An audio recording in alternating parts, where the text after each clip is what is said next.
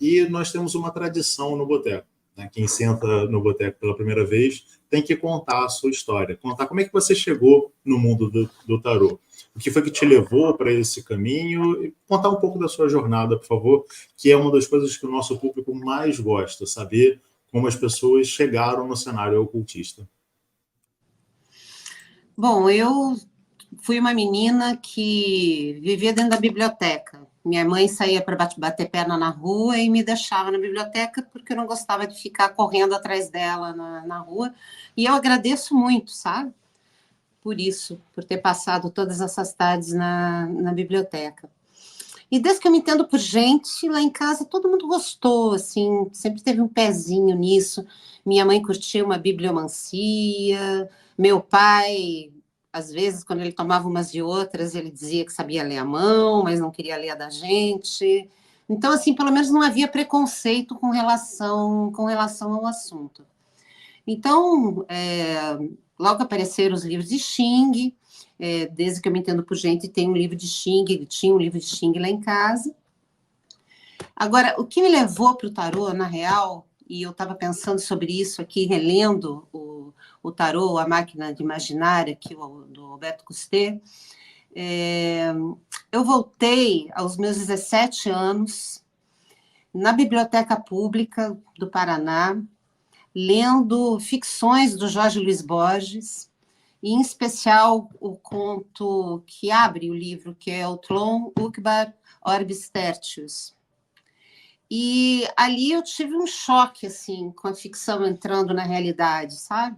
Eu estava começando a ler Borges naquela época e me deu um tilt, porque era uma história sobre uma citação, né? Eles estão procurando uma citação que não encontram e encontram depois, e no próprio livro tinha citações, né? Num mecanismo ali de metalinguagem que o Borges faz muito bem. E eu acho que ali eu me perdi para sempre, sabe? Porque deu um tilt mesmo na minha cabeça.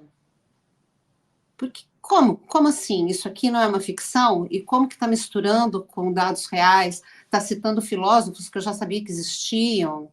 E eu lembro que eu saí, fui comer um pastel ali na pastelaria brasileira, ali na frente da biblioteca, meio, sabe, corrompida para todo sempre.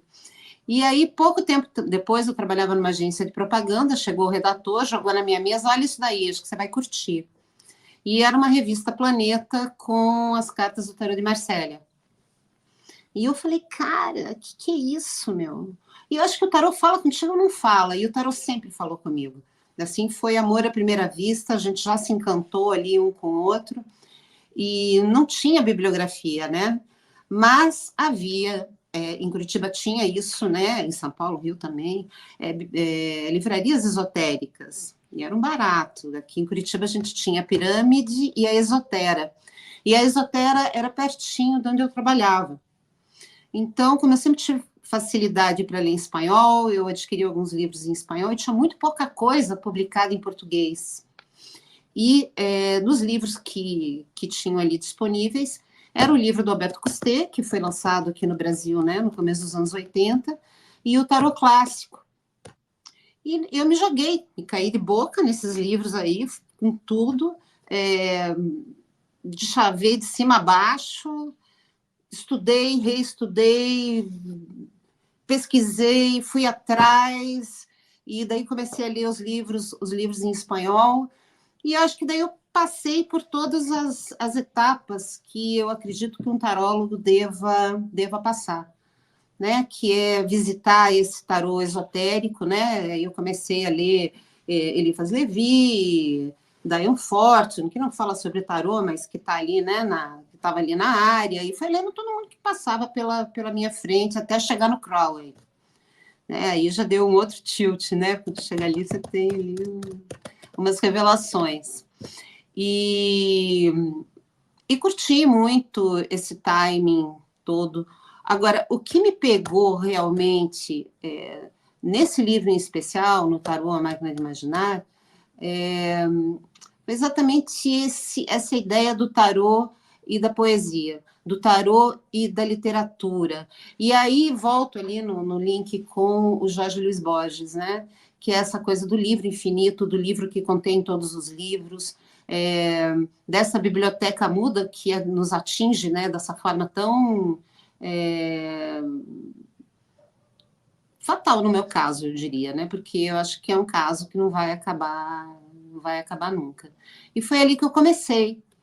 E já fazendo essas associações do tarô com a literatura, encontrando o tarô na rua, nas festas, nos lugares onde eu ia, nos livros, nos filmes, e fui deixando o tarô esotérico de lado, porque essa parte literária me pegou muito, muito mais. E essa possibilidade de contar uma história, que é essa história que a gente não conhece, né?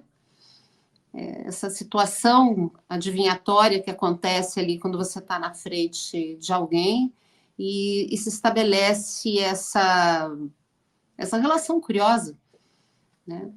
Você conta uma história que você nunca ouviu, então tem uma disponibilidade muito bacana, tanto do consulente quanto do tarólogo, para criar essa situação, esse espaço.